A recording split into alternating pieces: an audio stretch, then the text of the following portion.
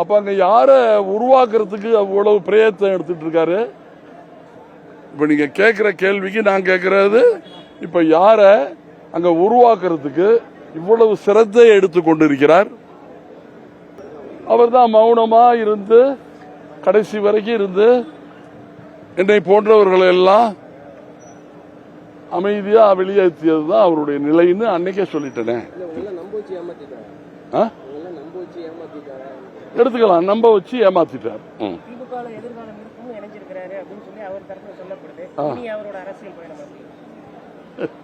திமுகவில் அம்மா 3 தடவை முதலமைச்சரா உட்கார வச்சு அழகு பார்த்தாங்க. இந்த நிலையிலையும் ஒரு அதிமுக தொண்டன் திமுக போவானா? சாதாரண தொண்டன் திமுகவுக்கு போவாங்களாங்கிறது உங்க கவனத்துக்கே கொண்டு வர்றேன். அவர் போறாருன்னா என்ன சொல்றது? அவரை பத்தி நான் எப்படி கமெண்ட்ஸ் பண்றது சொல்லுங்க. தவறுதானே?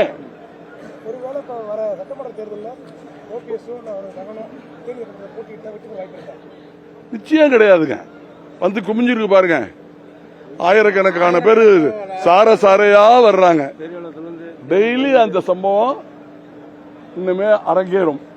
அப்படி வர்றப்போ அவர் எப்படி அவருக்கு அவர் செய்த குற்றமே அவரை கருவறுத்தரும். சாதாரண தொண்டனுக்கு இருக்கிற ஒரு எண்ணம் கூட, ஒரு ரிக்ஷா ஓட்டிக்கு இருக்கிற எண்ணம் கூட, புரட்சி தலைவருக்காகவே புரட்சி தலைவி அம்மாவிற்காகவே வாழுகின்ற தொழிலாளர் வர்க்கத்திற்கு இருக்கின்ற எண்ணம் கிஞ்சித்தும் அவரிடம் இல்லை. அவர் இப்ப திடுதிப்புன்னு போய் திராவிட முன்னேற்ற கழகத்தில் சேர்ந்து வீட்டில் இருக்கிற படத்தை எல்லாம், அம்மா படத்தை எல்லாம் அகற்றிட்டு அதெல்லாம் பூஜை அறையில வச்சு கும்பிடணும். அம்மா தெய்வத்தையும் புரட்சி தலைவர் எம்ஜிஆர் அவர்களையும் பேரறிஞர் அண்ணா அவர்களையும் அவர் அனுதினமும் வணங்குகின்ற அவருடைய அன்னை, அவருடைய துணைவி, அந்த பூஜை ரூம்ல வச்சு வழங்க வேண்டிய தெய்வத்தை அகற்றிவிட்டு இன்னைக்கு ஒரு பட வரிசை வச்சிருக்காரு.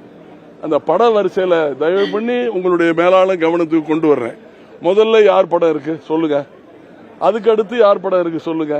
கடைசியா புரட்சி தலைவர் எம்ஜிஆர் படத்தை வச்சிருக்காரு. எவ்வளவு மோசமான செயல் என்பதை உங்களுடைய கவனத்திற்கே கொண்டு வருகிறேன். கேளுங்க.